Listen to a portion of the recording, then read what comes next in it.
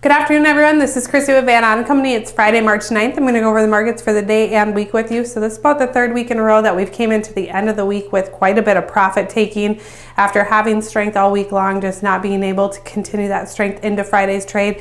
And the fact is they put some rain in the forecast for Argentina, and that's got beans shaking out here just a little bit. So beans definitely the leaders lower today, down 24 3/4 on the day, puts it down 31.5 cents on the week. So a big pullback here into the bean market. Corn market actually was pretty impressive today, only being down 3 cents. Still posted higher close for the week, up 5 3/4 on the week, as you did get friendly news out of USDA's crop report. But it's going to be tough for corn to really hold its own if you see these markets get a big sizable pullback, especially into the bean and wheat market. Wheat market's down 10 in Chicago, 7 1/4 in Minneapolis.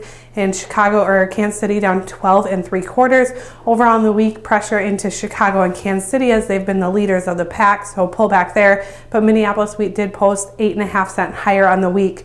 Meal market is the biggest focus out of Argentina. They are definitely a meal driven market here, and so that's been a big indicator of whether or not this fundamental story is over or not. And you saw meal be down 18.5 bucks this week.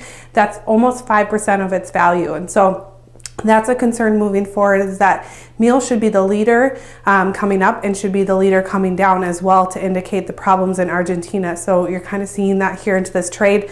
Overall, they did get announced that Brazil is about 48% harvested as far as it goes for soybeans and 81% harvested as far as it goes for their second crop corn. That's very close to averages, a little bit behind last year's pace, but that was a really good pace last year, but very close to averages, so there aren't really many problems there.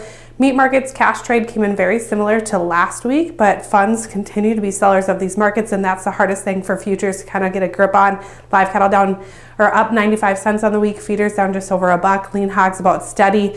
Then those outside markets pretty quiet as far as it goes for the week. Crude oil, big push here today, up 2 bucks, but that just puts it slightly higher on the week. US dollar about steady. Dow market having a really good day today, as you're starting to hear talks of maybe North Korea and the US talking together, and then also the fact that these tariffs that came out on steel and aluminum might not be towards Canada and Mexico. They might be not part of that because of NAFTA, and that's kind of a good positive trend towards maybe being able to work out on NAFTA.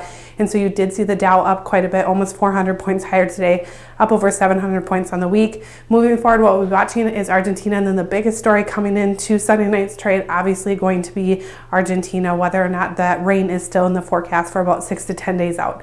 I do have to close with a disclaimer. Trading futures and options involves risk loss and may not be suitable for all producers. Have a great weekend.